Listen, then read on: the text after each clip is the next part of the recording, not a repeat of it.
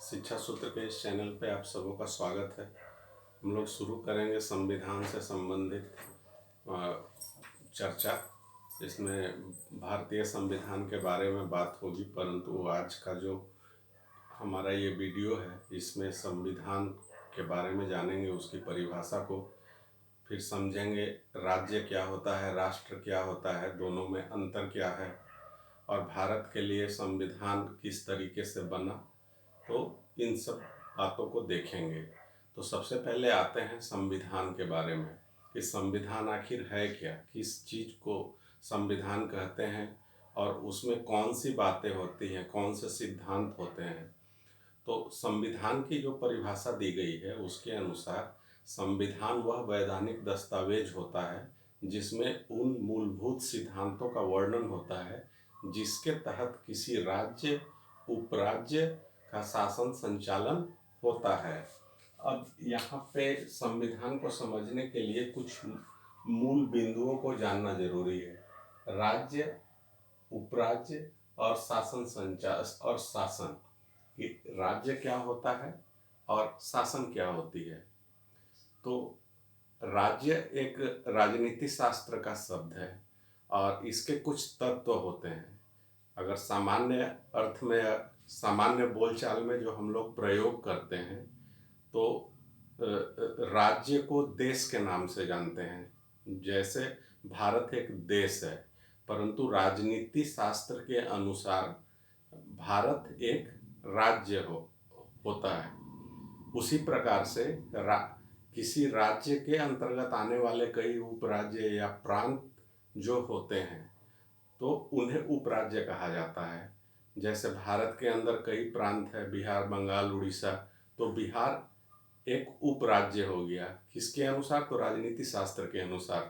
तो अब राज्य होने के लिए, या सामान्य बोलचाल की भाषा में कहें तो देश होने के लिए कौन कौन से तत्व हैं, उन तत्वों के बारे में हम जानते हैं। तो राज्य होने के 4 शर्तें बतलाई गई हैं। कौन कौन से हैं? तो सीमांकित भूभाग, जनसंख्या, शासन और संप्रभुता। सीमांकित भूभाग, सीमांकित भूभाग से मतलब होता है कि वैसा भूभाग जिसकी सीमाएं निश्चित हो। सीमाएं निश्चित हो मतलब इसका अर्थ यह होता है कि उस सीमा को और अन्य राज्य जो हैं वो मान्यता देते हों। अर्थात बाउंड्री, किसी देश की एक निश्चित बाउंड्री होगी। दूसरी है जनसंख्या, उस भूभाग पे एक आबादी निवास करेगी। तीसरा शासन, शासन अर्थात उस भूभाग पर उन निवासियों के ऊपर कोई शासन व्यवस्था होगी। अब यहाँ पे शासन व्यवस्था से मतलब है कि शासन किसी भी तरीके का हो सकता है। किसी राजा का शासन हो सकता है, किसी लोकतांत्रिक शासन व्यवस्था हो सकती है, या अन्य प्रकार के शासन व्यवस्था हो सकते हैं। मिलिट्री रूल हो गया, या जिसको डिक्टेटरशिप कहते हैं वो भी हो सकता है। तो शासन व्यवस्था किसी भी तरीके की हो सकती है। तो भारत में जैसे लोकतांत्रिक शासन व्यवस्था को अपनाया गया है। अब शासन के भी 3 मुख्य तत्व हैं। कौन कौन से हैं? तो एक है विधायिका, दूसरी है कार्यपालिका और तीसरी है न्यायपालिका। विधायिका का काम क्या होता है? तो कानून बनाना, विधि बनाना। कार्यपालिका का क्या काम होता है? तो इसका कार्य होता है नियमों और नीतियों को लागू करना। अर्थात सरकार के जो नियम, नीति और कार्यक्रम हैं उनको कार्यपालिका के द्वारा लागू किया जाता है, इम्प्लीमेंटेशन होता है। तीसरा होता है न्यायपालिका। न्यायपालिका का कार्य होता है कि जो विधि या कानून है उसके अनुसार से न्याय प्रदान करना। तो शासन के ये 3 अंग हुए। अब राज्य का जो चौथा तत्व है वह है संप्रभुता। संप्रभुता का मतलब होता है कि वह राज्य या देश जिसको कहते हैं किसी बाह्य शक्ति के नियंत्रण में नहीं है। अर्थात बाहर के किसी शक्ति के द्वारा वह शासित नहीं हो रहा है। तो वैसे देश को या राष्ट्र को संप्रभु राष्ट्र कहते हैं या संप्रभु राज्य कहते हैं। अब एक राज्य की अगर परिभाषा की जहाँ तक बात है तो इसको इस तरह से परिभाषित किया जाता है कि ऐसा भूभाग जिसमें कुछ लोग निवास करते हों और उसके ऊपर एक संप्रभु शासन होता है। तो ये हो गई पूरे राज्य की परिभाषा। अब संविधान क्या होता है? तो संविधान जो इन तत्वों का हमने अभी चर्चा किया, जिक्र किया, उन सारे तत्वों से संबंधित नियम, उपनियम इत्यादि दिए हुए होते हैं। इन सारी चीज़ों से, जैसे सीमांकित भूभाग का मतलब हुआ कि बाउंड्री से संबंधित नियम उसमें बतलाए गए होंगे। राज्य के अंदर के भी कई जो राज्य हैं उनका गठन किस तरीके से होगा या पुनर्गठन उनका कैसे हो सकता है, तो इन सब बातों का इसमें उसके नियम क्या होंगे वो दिए हुए होंगे। अब जनसंख्या पे आते हैं तो इसमें दो बातें होती है। एक तो नागरिकों के कुछ वैसे अधिकार होते हैं जिन्हें दिया जाता है जिससे नागरिकों का विकास हो सके, हर एक व्यक्ति का एक विकास हो। दूसरा क्या होता है कि नागरिकों के व्यवहार को नियंत्रित करने के लिए भी नियम होते हैं, तो उन नियमों का भी जिक्र होता है संविधान में। उसी प्रकार से शासन के जो तत्व हैं, विधायिका, विधायिका अर्थात जो कानून बनाती है, हमारे यहाँ केंद्र के स्तर पे केंद्र सरकार कानून बनाती है, संसद कोई भी नियम या कानून बनाती है, और राज्यों के स्तर पे राज्य सरकारें, विधानमंडल नियम कानून बनाते हैं, तो उसे ही विधायिका कहा जाता है। अब कार्यपालिका, तो कार्यपालिका के अंतर्गत आते हैं कि इसके शीर्ष पे जो भी संवैधानिक प्रमुख होते हैं वो बैठे होते हैं। जैसे हमारे यहाँ राष्ट्रपति कार्यपालिका के शीर्ष पे बैठे हैं, राष्ट्रपति। अब उनके अंतर्गत बहुत सारे अधिकारीगण आते हैं, जैसे प्रधानमंत्री, मंत्री अलग अलग विभागों के प्रमुख होते हैं। मंत्रियों को के ऊपर में प्रधानमंत्री होते हैं, मंत्रियों के अंतर्गत सचिव होते हैं। तो इस तरीके से मतलब सरकारी कोई भी व्यक्ति होगा, चाहे वह नीचे का आदमी हो, वहाँ से लेके ऊपर तक के पदानुक्रम के सारे लोगों को कार्यपालिका का ही अंग माना जाता है। चाहे वह क्लर्क हो या ऊपर में बैठे राष्ट्रपति हो, सभी वो कार्यपालिका के अंग है। और यहाँ पे ध्यान देने की बात है कि जब बात हो रही है कार्यपालिका के लोगों की, तो इसमें सरकारी, साधारण भाषा में अगर इसको कहें तो सरकारी नौकरी करने वाले लोगों की बात हो रही है, क्योंकि वही लोगों की जिम्मेवारी होती है सरकार के नीति, नियम और कार्यक्रम को लागू करने की। उसी तरीके से न्यायपालिका का गठन कैसे होगा, यह किस तरीके से कार्य करेगा, इन सारी बातों का जिक्र संविधान में होता है।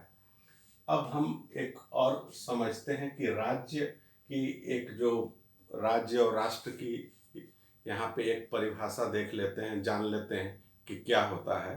तो राज्य को तो हमने समझ लिया कि वो चार तत्व जब पूरे होंगे, शर्तें पूरी होंगी, वैसे ही क्षेत्र को राज्य कहा जाएगा।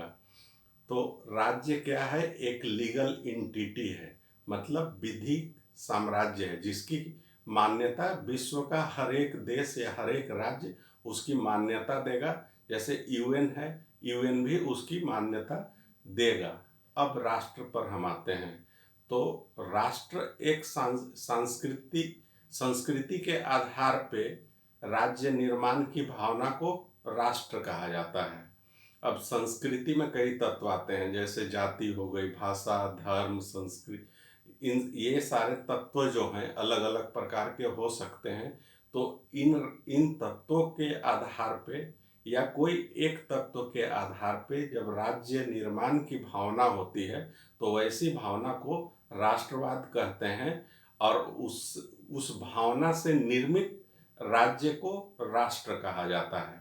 जैसे उदाहरण के लिए एक इसको समझते हैं, कई उदाहरण हैं विश्व में। इजराइल का उदाहरण लेते हैं। 1945 से पहले यह कोई राज्य नहीं था और वो इजराइल क्या है, तो यहूदी जाति विशेष का एक देश है। पहले यहूदी विश्व के अलग अलग कोने में बसे हुए थे, लेकिन द्वितीय विश्व युद्ध के बाद पूरे विश्व के यहूदी एक जगह एकत्र होकर इज़राइल राज्य का निर्माण किया। तो उसके निर्माण का आधार क्या था? संस्कृति थी। उसी आधार पे फ्रांस का जो निर्माण हुआ वह बहुत हद तक भाषा के आधार पे निर्माण हुआ है। या यूरोप के कई राज्य हैं जिसको कि देश कहते हैं हम, उनका निर्माण किसी भाषा के आधार पे हुआ है, जैसे स्पेन, पुर्तगाल, फ्रांस। तो ये सारे भाषा के आधार पे निर्मित राष्ट्र हैं या उन्हीं को राज्य कह लीजिए। अब हमारे यहाँ भी उसका एक उदाहरण है पाकिस्तान। पाकिस्तान का निर्माण का मुख्य वजह क्या था? तो उसका आधार था धर्म। धर्म के आधार पे पाकिस्तान का निर्माण हुआ। तो पाकिस्तान भी एक राष्ट्र है। उसी तरीके से कुछ कुछ पहले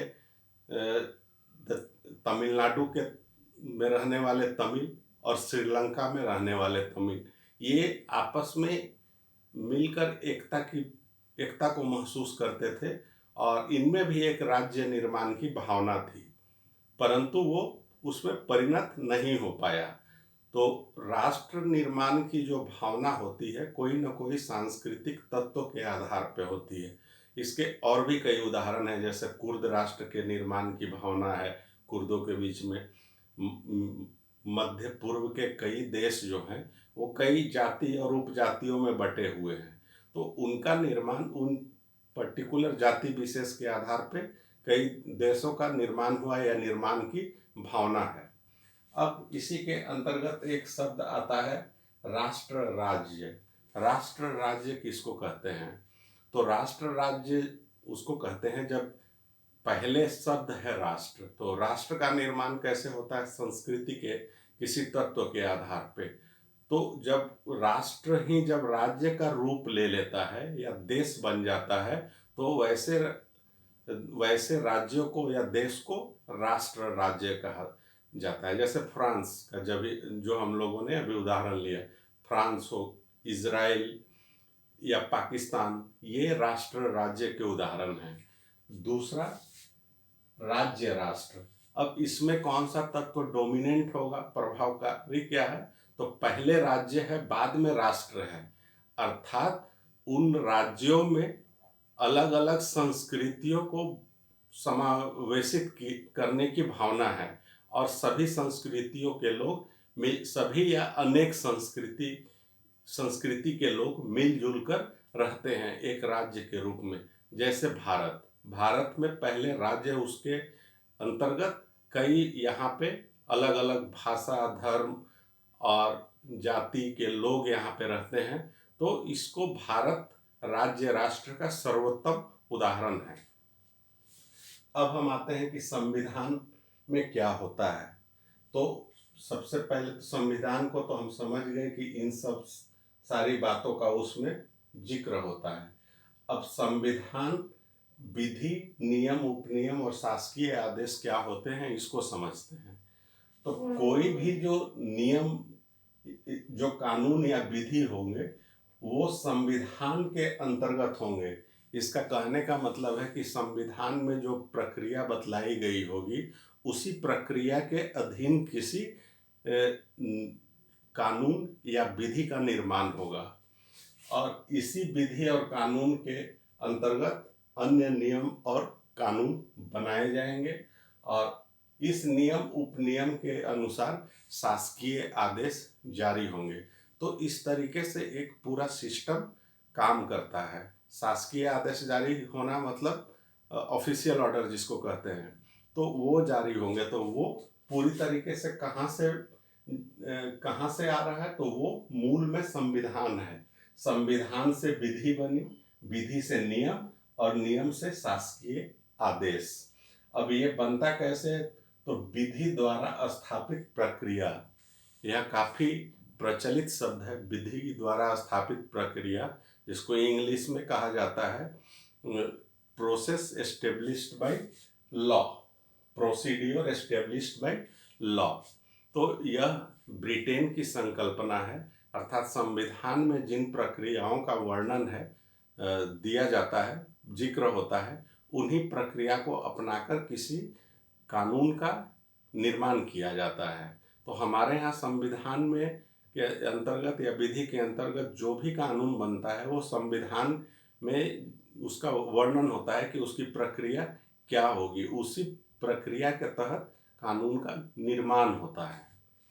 अब हम आते हैं कि भारत में संविधान निर्माण किस तरीके से हुआ, इसको जान लेते हैं।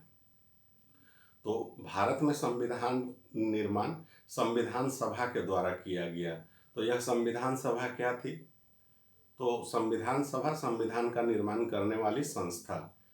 तो इस कॉन्सेप्ट को क्यों अपनाया गया? अर्थात भारत ने इस कॉन्सेप्ट को अपनाया कि भारत के लिए जो संविधान बनेगा वो संविधान सभा उस संविधान का निर्माण करेगी। तो ये संविधान सभा का जो कॉन्सेप्ट था यह सबसे पहले अमेरिका और फ्रांस में अपनाया गया था। तो उसी मॉडल को भारत ने भी अपनाया कि भारत के लिए भी एक संविधान सभा होगी और वही संविधान का निर्माण करेगा। अब इसमें एक इम्पॉर्टेंट बात बतलाना चाहूँगा, इंटरेस्टिंग बात, कि फ्रांस की जब राज्य क्रांति हुई थी तो उसके बाद वहाँ पे एक जो जो नेता थे, उस क्रांति से उभर कर कई नेता आए थे, तो वहाँ के लिए संविधान निर्माण करने की बात हुई, परंतु उनके बैठने के लिए या सभा करने के लिए कोई सभागार या कमरा कोई कुछ नहीं दिया गया था। तब वे सारे नेतागण क्या हुए कि एक टेनिस का मैदान था, खुला मैदान, उसी खुले मैदान पे सारे नेता लोग एकत्र होकर वहीं पे बात विवाद डिबेट वगैरह करते थे और उसी से वहाँ का संविधान का निर्माण हुआ। इसलिए फ्रांस के संविधान को टेनिस कोर्ट एग्रीमेंट भी कहा जाता है। अब आते हैं कि भारत में संविधान का जो निर्माण हुआ इसकी शुरुआत कैसे हुई। तो सबसे पहले हमें जानना होगा कि उस समय भारत में जो शासन व्यवस्था चल रही थी वह किस तरीके से चलता था, उसका आधार क्या होता था, कि जिन नियमों के आधार पे चल रहे थे वो नियम वो कानून कैसे बनते थे। तो भारत अंग्रेजों के अधीन था, अर्थात ब्रिटेन के अधीन था। तो भारत के लिए जो भी कानून बनाए जाते थे वो ब्रिटिश पार्लियामेंट के द्वारा बनाए जाते थे और भारत में वायसराय होते थे और वायसराय के अंतर्गत एक कार्यकारिणी परिषद होती थी।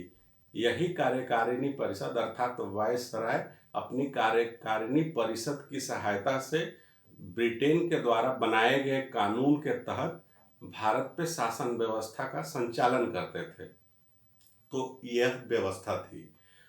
अब इसकी शुरुआत जो हुई वो सबसे पहला जो एक्ट आया था 1773 में रेगुलेटिंग एक्ट आया था और अंग्रेजों के द्वारा लाया गया जो सबसे अंतिम कानून जो था वह था 1935 में लाया गया था, जिसे भारत शासन अधिनियम के नाम से जाना जाता है। और इसके बीच में कई कानून आए।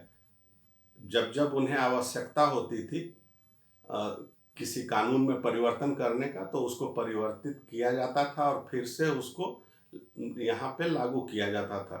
तो सामान्य परिस्थितियों में यह 20 साल के बाद आता था, जैसे 1793 के बाद 1773 के बाद 1793 बीच में हालांकि छोटे छोटे एक दो और भी आए थे, लेकिन सामान्य रूप से 1793 के बाद 1813, 1813 के बाद 1833, उसके बाद 1835, तो सामान्य रूप से 20 सालों में आता था। परंतु आवश्यकता पड़ने पर या कुछ वैसे जब आंदोलन की तीव्रता, राष्ट्रीय आंदोलन का यहाँ पे जो दौर चला, तो वो तीव्रता अगर ज़्यादा बढ़ जाती थी तो उसको कम करने के लिए कुछ सुधार के रूप में कानून बनाए जाते थे और उसको बीच में भी वो आ जाते थे कुछ वैसे कानून, नहीं तो सामान्य रूप से 20 सालों में होता था।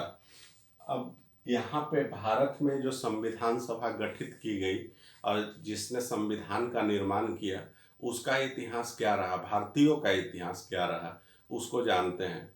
तो सबसे पहले तो यह बतलाना चाहूँगा कि 1857 की क्रांति हुई थी, तो उसमें क्रांतिकारियों ने भी अपना एक दस्तावेज रखा था कि भारत का शासन कैसे चलाया जाएगा, क्या नियम होंगे, क्या कानून होंगे, तो उसका एक खाका उनके पास था।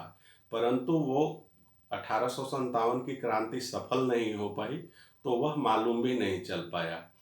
अब कालांतर में जब भारतीय लोगों को भी ब्रिटिश की कार्यकारिणी परिषद में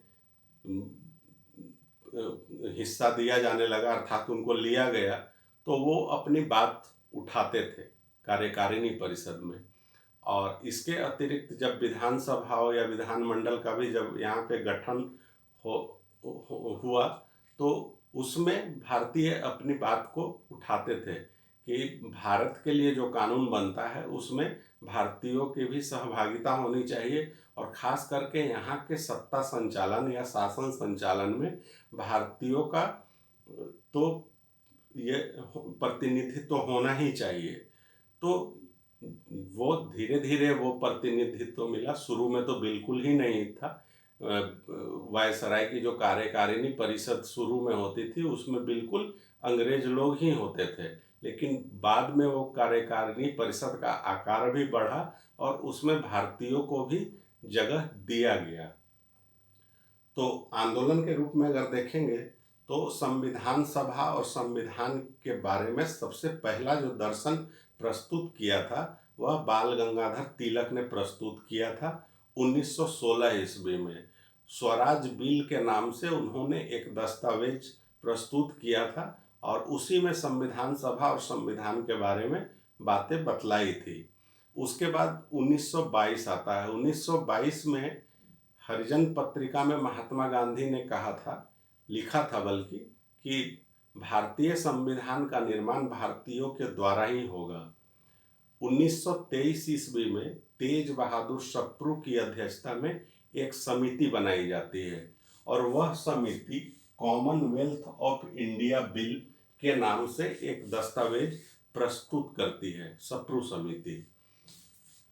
1925 में महात्मा गांधी की अध्यक्षता में दिल्ली में एक सर्वदलीय बैठक बुलाई जाती है, अर्थात बहुत सारे सभी दलों के नेता गण एकत्रित होते हैं दिल्ली में और संविधान के लिए या संविधान सभा के गठन के लिए एक चर्चा होती है।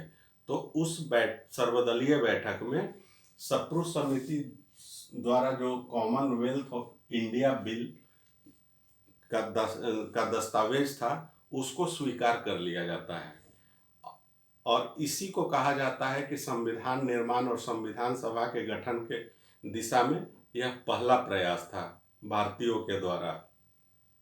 उसके बाद 1927 ईस्वी में नेहरू समिति बनी थी और उन्होंने भी अपना एक रिपोर्ट दिया था, तो उसमें भी कुछ इस तरीके की बातें थी, नेहरू रिपोर्ट के नाम से जिसे जाना जाता है। फिर 1934 ईस्वी में एक समाजवादी नेता थे एम.एन. जोशी, तो इनके द्वारा संविधान सभा के गठन की मांग की गई थी। 1942 ईस्वी में क्रिप्स मिशन का प्रस्ताव आया था। उस प्रस्ताव में भारत के लिए संविधान निर्माण हेतु संविधान सभा के गठन की अनिवार्यता को स्वीकार किया गया था, अर्थात भारत के लिए जो संविधान का निर्माण होगा उसके लिए एक संविधान सभा गठित किया जाना चाहिए, ऐसा क्रिप्स मिशन प्रस्ताव में पहली बार स्वीकार किया गया था। इसी प्रस्ताव के आधार पे 1946 में कैबिनेट मिशन का एक प्रस्ताव आया था। इस प्रस्ताव में संविधान सभा के गठन को मंजूरी दे दी गई थी और मंजूरी के साथ में उस प्रस्ताव में संविधान सभा का गठन कैसे होगा उसका विस्तृत ब्यौरा दिया गया था। उसकी संरचना होगी कैसे होगी, अर्थात संविधान सभा के जो सदस्य होंगे उनकी संख्या कितनी होगी, उनका चुनाव कैसे होगा, अर्थात संविधान सभा में जो भी सदस्य होंगे उन सदस्यों का चुनाव किस तरीके से होगा और वो सदस्य कहाँ कहाँ से आएंगे और कितनी संख्या में आएंगे, कितनी जनसंख्या पर कितना प्रतिनिधित्व दिया जाएगा। तो इन सारी बातों का जिक्र उस कैबिनेट मिशन प्रस्ताव में किया गया था। इसी कैबिनेट मिशन के प्रस्ताव पे जुलाई 1946 में संविधान सभा का गठन हुआ और यही संविधान सभा भारत के लिए संविधान निर्माण का कार्य की और भारत के लिए संविधान निर्माण किया। तो दोस्तों, उम्मीद करते हैं कि आज का ये वीडियो आपको पसंद आया होगा। पसंद अगर आया हो तो लाइक ज़रूर करेंगे, सब्सक्राइब कर लेंगे, साथ में नोटिफिकेशन की घंटी भी ज़रूर दबा देंगे। धन्यवाद।